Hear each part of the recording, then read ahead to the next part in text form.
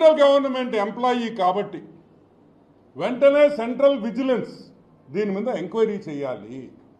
విజయసాయి రెడ్డి దగ్గర, విజయసాయి రెడ్డి ఇంట్లో Google takeout ద్వారా ఇతను నిజంగా మదన్ మోహన్ గారు అక్కడికి వెళ్ళారా లేదా, ఆయన చెప్పిన టైంలో ఆయన ఇంటికి వెళ్ళాడా లేదా, ఆయన అక్కడి నుంచి వైజాగ్ వచ్చాడా లేదా అనే పూర్తి విషయాలు ఈ ఎంక్వైరీ చేస్తే బయటకు వస్తాయి.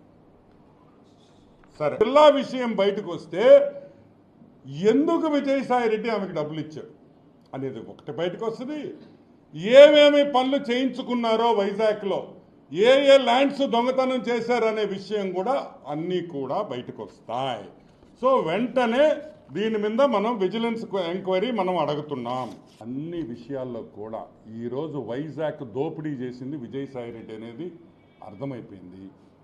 1,60,00,000 ఇచ్చిన ఒక మెంబర్ ఆఫ్ పార్లమెంట్ చెప్తుండింది, ఒక సెంట్రల్ గవర్నమెంట్ ఎంప్లాయీ, ఒక మెంబర్ ఆఫ్ పార్లమెంటు 1,60,00,000 రూపాయలు ఒక సెంట్రల్ గవర్నమెంట్ ఎంప్లాయీకి ఇచ్చాడంటే అతను వెంటనే అరెస్ట్ చేయాలి. సిబిఐ ఎంక్వైరీ అడుగుతున్నాం. ఎందుకంటే it is a serious matter. ఒక పక్క మెంబర్ ఆఫ్ పార్లమెంట్ రాజ్యసభ, ఒక పక్క సెంట్రల్ గవర్నమెంట్ గ్రూప్ 1 ఆఫీసర్. ఒక గ్రూప్ 1 ఆఫీసర్కి 1,60,00,000 ఇచ్చాడని ఆ గ్రూప్ 1 ఆఫీసర్ ఒప్పుకున్న తర్వాత ఈరోజు విజయసాయి రెడ్డిని వెంటనే అరెస్ట్ చేసి సిబిఐ ఎంక్వైరీ చేసి మొత్తం ఒక 2 లాఠీతో 2 తగిలిచ్చేస్తే అన్ని విషయాలు బయటకు వస్తాయని కూడా నేను మనవి చేస్తున్నా.